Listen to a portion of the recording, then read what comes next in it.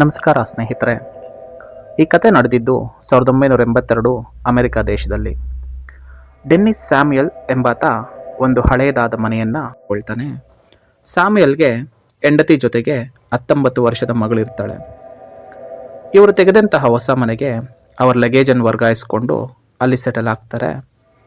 ಮೊದಲಿನ 3 ದಿನ ಎಲ್ಲ ಚೆನ್ನಾಗೇ ಇರುತ್ತೆ. ಆದರೆ ನಂತರ ಎಲ್ಲ ವಿಷಯಗಳಲ್ಲೂ ಡೆನ್ನಿಸ್ ಫ್ಯಾಮಿಲಿ ಅಡೆತಡೆಗಳನ್ನು ಅನುಭವಿಸ್ತಾರೆ. ಡೆನ್ನಿಸ್ ಸ್ಯಾಮ್ಯುಯಲ್ ಆಫೀಸ್ಗೆ ಹೋಗ್ತಾ ಇರುವಾಗ ಒಂದು ಆಕ್ಸಿಡೆಂಟ್ ಆಗಿ ತನ್ನ 2 ಕಾಲನ್ನು ಕಳೆದುಕೊಳ್ತಾನೆ. ಮತ್ತೆ ಅವನು ಮನೆಗೆ ಸೀಮಿತನಾಗ್ತಾನೆ. ಇದರಿಂದ ಡೆನ್ನಿಸ್ ಹೆಂಡತಿ ಡೈಲಿ ಲೇಬರ್ ಕೆಲಸ ಮಾಡಬೇಕಾಗತ್ತೆ. ಇದರ ಜೊತೆಗೆ ರಾತ್ರಿ ವೇಳೆ ಆ ಮನೆಯಲ್ಲಿ ಯಾವುದೋ ವಿಚಿತ್ರವಾದ ಶಬ್ದಗಳಿಂದ ಮನೆಯಲ್ಲಿದ್ದವರಿಗೆ ನಿದ್ದೆನೇ ಬರ್ತಾ ಇರೋದಿಲ್ಲ. ಡೆನ್ನಿಸ್ ಹೆಂಡತಿ ಕೆಲಸ ಮಾಡಿ ದುಡಿತಾ ಇದ್ದ ದುಡ್ಡು ಊಟ ಉಪಚಾರಗಳಿಗೆ ಸರಿ ಹೋಗ್ತಾ ಇತ್ತು. ಆದರೆ ಬೇರೆನಕ್ಕೂ ಉಳಿಲ್ಲ.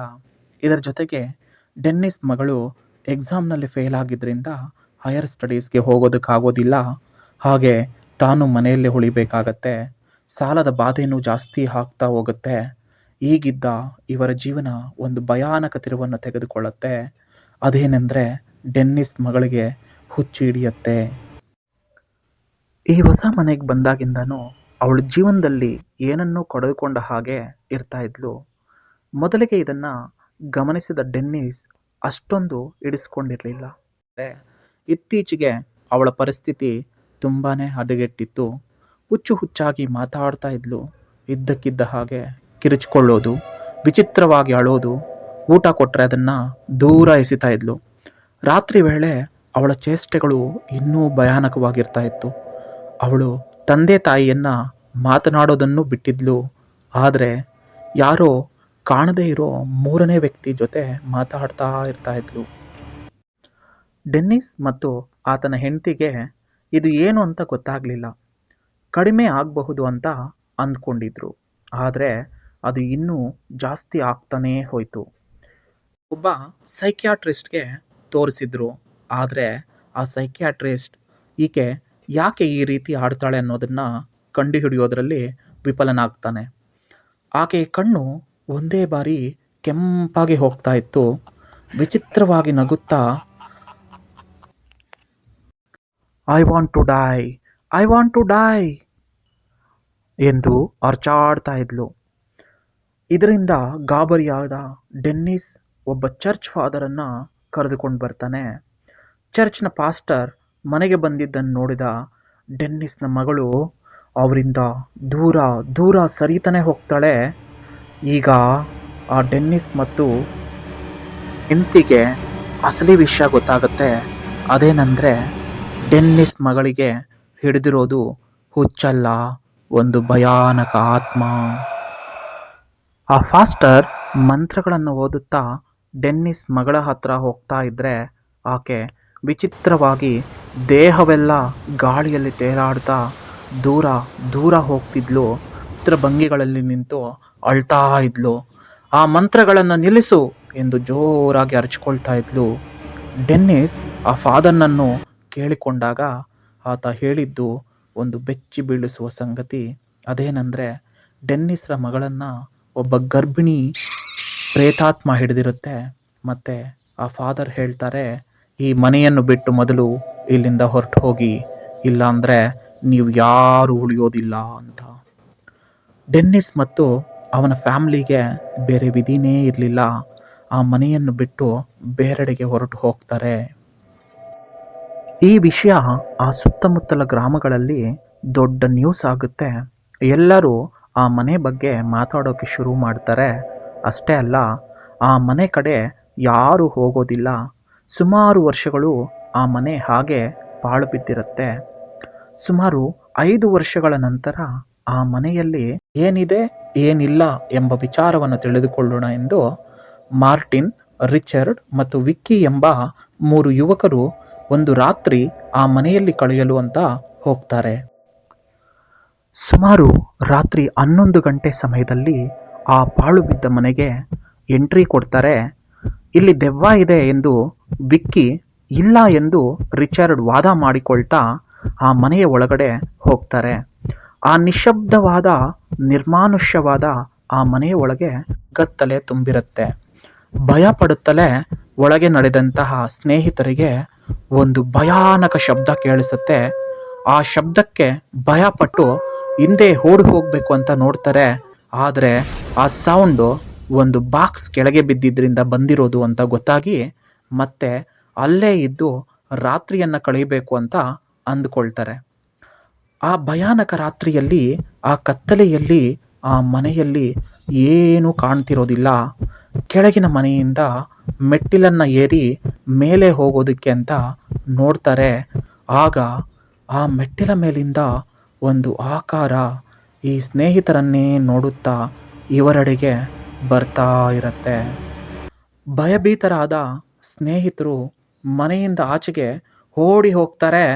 ಆ ದಿನ ಅವರಿಗೆ ಆದಂತಹ ಅನುಭವ ಇನ್ಯಾವತ್ತೂ ನಾವು ಇಂತಹ ಪ್ರಯೋಗವನ್ನು ಮಾಡಬಾರ್ದು ಎಂದು ಡಿಸೈಡ್ ಮಾಡಿಕೊಂಡು ಯಾರ ಮನೆಗೆ ಅವರು ಹೊರಟು ಹೋಗ್ತಾರೆ. ಆದರೆ ಅವರು ಆ ರಾತ್ರಿ ನೋಡಿದಂತಹ ಆ ಭಯಾನಕ ಆಕಾರ ಅವರನ್ನು ರಾತ್ರಿಯಲ್ಲಿ ನಿದ್ದೆ ಮಾಡಲು ಬಿಡ್ತಾ ಇರಲಿಲ್ಲ. ಯಾರೋ ಅವರನ್ನು ಫಾಲೋ ಮಾಡ್ತಾ ಇರೋ ಹಾಗೆ ಅವ್ರಿಗೆ ಅನ್ನಿಸ್ತಾ ಇರುತ್ತೆ. ಈ ರೀತಿ ಅವರ ಜೀವನ ಭೀತಿಯಿಂದ ಭಯದಿಂದ ಸಾಗ್ತಾ ಇರುತ್ತೆ. ಒಂದು ದಿನ ಮಾರ್ಟಿನ್ಗೆ ಒಂದು ಫೋನ್ ಕಾಲ್ ಬರುತ್ತೆ. ಅದೇನೆಂದರೆ ರಿಚರ್ಡ್ ಸೂಸೈಡ್ ಮಾಡಿಕೊಂಡು ಸತ್ತು ಹೋಗಿದ್ದಾನೆ ಅಂತ. ರಿಚರ್ಡ್ನ ಮನೆಗೆ ಸೇರಿದಂತಹ ವಿಕ್ಕಿ ಮತ್ತು ಮಾರ್ಟಿನ್ಗೆ ಒಂದು ವಿಷಯ ಗೊತ್ತಾಗತ್ತೆ. ಅದೇನೆಂದರೆ ಸೂಸೈಡ್ ನೋಟ್ನಲ್ಲಿ ರಿಚರ್ಡ್ ಕೊಟ್ಟಿದ್ದ ಕಾರಣ ನಿಜವಾಗ್ಲೂ ವಿಸ್ಮಯಕಾರಿಯಾಗಿರುತ್ತೆ. ಅದೇನೆಂದರೆ ತನ್ನ ಲವರ್ ಕೈಕೊಟ್ಟ ಕಾರಣದಿಂದ ತಾನು ಸೂಸೈಡ್ ಮಾಡಿಕೊಂಡು ಸತ್ತು ಹೋಗ್ತಾ ಇದ್ದೀನಿ ಅಂತ ಆ ಒಂದು ಸೂಸೈಡ್ ನೋಟ್ನಲ್ಲಿ ಬರೆದಿರ್ತಾನೆ. ರಿಚರ್ಡ್ಗೆ ನಿಜಕ್ಕೆ ಯಾವುದೇ ರೀತಿಯಾದಂತಹ ಲವ್ ಅಫೇರ್ ಇರೋದಿಲ್ಲ. ವಿಕ್ಕಿ ಮತ್ತು ಮಾರ್ಟಿನ್ಗೆ ಇದು ಒಂದು ಬಿಡಿಸಲಾಗದಂತಹ ಒಗಟಾಗಿರುತ್ತೆ. ಇನ್ನು ಕೆಲವೇ ದಿನದಲ್ಲಿ ವಿಕ್ಕಿ ಕೂಡ ಸೂಸೈಡ್ ಮಾಡಿಕೊಂಡು ಸತ್ತು ಹೋಗ್ತಾನೆ. ಆ್ಯಂಡ್ ಅವನು ಕೊಟ್ಟ ಕಾರಣನೂ ಲವ್ ಫೇಲ್ಯೂರ್. ರಿಯಾಲಿಟಿಗೆ ವಿಕ್ಕಿಗೂ ಯಾವುದೇ ರೀತಿಯಾದಂತಹ ಲವ್ ಫೇಲ್ಯೂರ್ ಇರೋದಿಲ್ಲ. ಇದು ತುಂಬ ಅನುಮಾನಗಳಿಗೆ ದಾರಿ ಮಾಡಿಕೊಡುತ್ತೆ.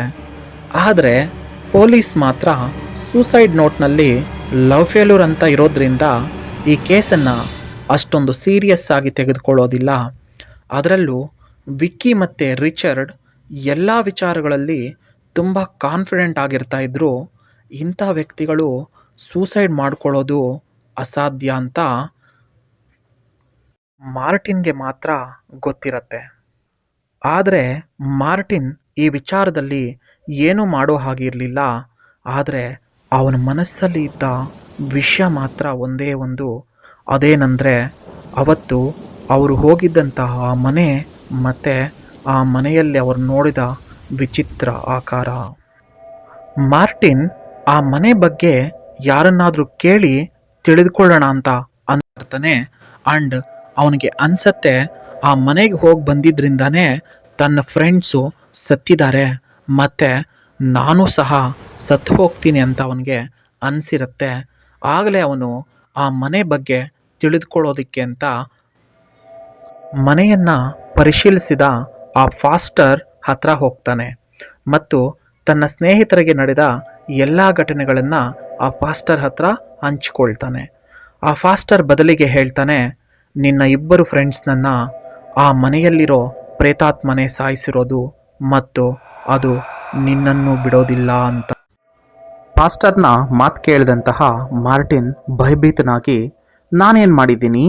ಆ ಆತ್ಮ ನನ್ನನ್ಯಾಕೆ ಸಾಯಿಸತ್ತೆ? ಇಷ್ಟಕ್ಕೂ ಆ ಆತ್ಮ ಯಾರು ಅಂತ ಕೇಳ್ತಾನೆ. ಆಗಲೇ ಆ ಪಾಸ್ಟರ್ ಒಂದು ಭಯಾನಕ ಸಂಗತಿಯನ್ನು ಹೇಳೋದಕ್ಕೆ ಸ್ಟಾರ್ಟ್ ಮಾಡ್ತಾನೆ. ಆ ಮನೆಯಲ್ಲಿ ಒಂದು ಕಾಲದಲ್ಲಿ ಆಡಮ್ ಅನ್ನೋಂತಹ ಒಂದು ಫ್ಯಾಮಿಲಿ ಇರುತ್ತೆ. ಆಡಮ್ ಮತ್ತು ಆತನ ಹೆಂಡತಿ ಎಮಿಲಿಗೆ ಒಂದು ಮಗಳಿರ್ತಾಳೆ. ಅವಳೇ ಮೇರಿ. ಮೇರಿ ಅಂದರೆ ಅವರಪ್ಪ ಅಮ್ಮನಿಗೆ ತುಂಬಾ ಇಷ್ಟ ಇರುತ್ತೆ. ಅತಿ ಪ್ರೀತಿಯಿಂದ ಅವಳನ್ನು ಮುದ್ದು ಮಾಡಿ ಸಾಕಿರ್ತಾರೆ. ಅದು ಎಷ್ಟು ಅಂದರೆ ಮೇರಿ ಏನಾದರೂ ತಪ್ಪು ಮಾಡಿದರೂ ಅದು ಸರಿನೇ ಅನ್ನೋಷ್ಟು ಅವರು ಅವಳಿಗೆ ಸಲಿಗೆ ಮತ್ತು ಪ್ರೀತಿಯನ್ನು ಕೊಟ್ಟಿರ್ತಾರೆ. ಈ ಸಲಿಗೆ ಮತ್ತು ಪ್ರೀತಿಯನ್ನು ದುರುಪಯೋಗ ಮಾಡಿಕೊಂಡಂತಹ ಮೇರಿ 20 ವರ್ಷಕ್ಕೆ ಎಲ್ಲ ಕೆಟ್ಟಭ್ಯಾಸಗಳಿಗೆ ದಾಸಳಾಗಿರ್ತಾಳೆ. ಬೀರ್ ಕುಡಿಯೋದು, ಗಾಂಜಾ ಸೇವನೆ ಮಾಡೋದು ಮುಂತಾದ ಕೆಟ್ಟ ಚಟಗಳಲ್ಲೇ ತನ್ನ ದಿನವನ್ನು ಕೆಡೀತಾ ಇರ್ತಾಳೆ. ಇಷ್ಟಾದರೂ ಮೇರಿಯನ್ನು ಅವರ ಅಪ್ಪ ಅಮ್ಮ ಮುದ್ದಾಗಿನೇ ಕಾಣ್ತಾ ಇರ್ತಾರೆ. ಮೇರಿ ಕ್ಯಾರೆಕ್ಟರ್ ಎಂತಹದ್ದು ಅಂದರೆ, ಅವಳಿಗೇನಾದರೂ ಬೇಕು ಅಂದರೆ ಅದನ್ನು ಪಡೆದೇ ತೀರುವಷ್ಟು ಹಠ ಅವಳದ್ದು. ಹೀಗೆ ಮೇರಿ ಸ್ಟೋಯ್ನಿಸ್ ಎಂಬ ಯುವಕನನ್ನು ಪ್ರೀತಿ ಮಾಡಿರ್ತಾಳೆ ಆ್ಯಂಡ್ ಅವನ ಜೊತೆಗೆ ತನ್ನ ಜೀವನ ಅಂತ ಅಂದ್ಕೊಂಡಿರ್ತಾಳೆ. ಆದರೆ ಸ್ಟೋಯ್ನಿಸ್ ಹಾಗೆ ಅಂದ್ಕೊಂಡಿರಲಿಲ್ಲ. ಮೇರಿಯ ಜೊತೆ ಎಲ್ಲ ಮುಗಿದ ಮೇಲೆ ಅವಳನ್ನು ಬಿಟ್ಟು ಹೊರಟು ಹೋಗ್ತಾನೆ. ಈ ಬಾಧೆಯಿಂದ ಮೇರಿ ಹುಚ್ಚಿ ಆಗಿರ್ತಾಳೆ ಮತ್ತು ಮತ್ತು ಪದಾರ್ಥಗಳಿಗೆ ಇನ್ನೂ ಅಡಿಕ್ಟ್ ಆಗಿರ್ತಾಳೆ. ಮನೆಗೆ ಸರಿಯಾಗಿ ಬರೋದನ್ನು ಬಿಟ್ಟಿರ್ತಾಳೆ. ತನ್ನ ಮಗಳ ಈ ಸ್ಥಿತಿಯನ್ನು ಕಂಡಂತಹ ಆಡಮ್ಗೆ ತುಂಬ ಚಿಂತೆ ಆಗುತ್ತೆ ಮತ್ತು ಅವನು ಅನಾರೋಗ್ಯಕ್ಕೆ ಈಡಾಗ್ತಾನೆ. ಆಕೆಯ ಬಾಯ್ ಫ್ರೆಂಡಿಂದ ತನಗೆ ಪ್ರೆಗ್ನೆನ್ಸಿ ಕನ್ಫರ್ಮ್ ಅಂತ ಮೇರಿಗೆ ಗೊತ್ತಾದಾಗ ಅವಳು ಇನ್ನೂ ಡಿಪ್ರೆಷನ್ಗೆ ಒಳಗಾಗ್ತಾಳೆ. ತನ್ನ ತಂದೆ ತಾಯಿ ಕೊಟ್ಟಂತಹ ಫ್ರೀಡಮನ್ನು ಸರಿಯಾಗಿ ಉಪಯೋಗಿಸ್ಕೊಂಡಿಲ್ಲ ಅನ್ನೋ ಒಂದು ಬಾಧೆಯಿಂದ ಮತ್ತೆ ತನ್ನ ಸುಂದರ ಬದುಕನ್ನು ಒಬ್ಬ ಹುಡುಗ ಹಾಳು ಮಾಡಿದಾನೆ ಅನ್ನೋ ಕೋಪದಿಂದ ಅವಳೊಂದು ಡಿಸಿಷನ್ನನ್ನು ತಗೊಳ್ತಾಳೆ. ಒಂದು ದಿನ ತನ್ನ ತಂದೆ ತಾಯಿಗೆ ಕ್ಷಮೆ ಕೇಳ್ತಾ ಒಂದು ನೋಟ್ ಬರೆದಿಟ್ಟು ಮೇರಿ ಸೂಸೈಡ್ ಮಾಡಿಕೊಂಡು ಸತ್ತು ಹೋಗ್ತಾಳೆ. ತಮ್ಮ ಮಗಳು ಸತ್ತಿರುವ ಆ ಮನೆಯನ್ನು 2 ವರ್ಷಗಳ ನಂತರ ಅವರು ಡೆನ್ನಿಸ್ ಸ್ಯಾಮ್ಯಲ್ಗೆ ಮಾರಿರ್ತಾರೆ. ಆ ಡೆನ್ನಿಸ್ರ ಮಗಳಿಗೆ ಈ ಮೇರಿಯ ಆತ್ಮ ಆವರಿಸಿರುತ್ತೆ. ಅವಳನ್ನು ಪರಿಶೀಲಿಸಿದ ಆ ಪಾಸ್ಟರ್ಗೆ ಈ ಎಲ್ಲ ವಿಷಯಗಳು ಗೊತ್ತಾಗಿರುತ್ತೆ. ಮೇರಿಗೆ ತನ್ನ ಬಾಯ್ ಫ್ರೆಂಡ್ ಮೇಲೆ ಇದ್ದಂತಹ ಕೋಪ ಮತ್ತು ಸೇಡು ಈ ಎಲ್ಲ ಹುಡುಗರ ಮೇಲೇನೂ ಬಂದಿರುತ್ತೆ. ಮತ್ತು ಆ ದಿನ ನಿಮ್ಮನ್ನು ಆ ಮನೆಯಲ್ಲಿ ನೋಡಿದಂತಹ ಅವಳು, ನೀವು ತನ್ನ ಬಾಯ್ ಫ್ರೆಂಡ್ ಅಂತಹ ಹುಡುಗರೆ ಅಂತ ಅಂದ್ಕೊಂಡು ನಿನ್ನ 2 ಫ್ರೆಂಡ್ಸನ್ನು ಸಾಯಿಸಿದೆ ಆ್ಯಂಡ್ ನಿನ್ನನ್ನು ಸಾಯಿಸತ್ತೆ ಅಂತ ಆ ಫಾಸ್ಟರ್ ಹೇಳ್ತಾನೆ. ಇದೇ ವಿಷಯವನ್ನು ಆಲೋಚನೆ ಮಾಡ್ತಾ ಅವತ್ತಿನ ರಾತ್ರಿಯೇ ಮಾರ್ಟಿನ್ ಸತ್ತು ಹೋಗ್ತಾನೆ. ಆಡಮ್ಸ್ ಹೌಸ್, ಈ ಹಾಂಟೆಡ್ ಹೌಸ್ ಸ್ಟೋರಿ ಅಮೆರಿಕದಲ್ಲಿ ನಿಜವಾಗ್ಲೂ ನಡೆದಿರುವಂತಹ ಕಥೆಯಾಗಿದೆ. That's it for today. Thank you for watching. Thank you.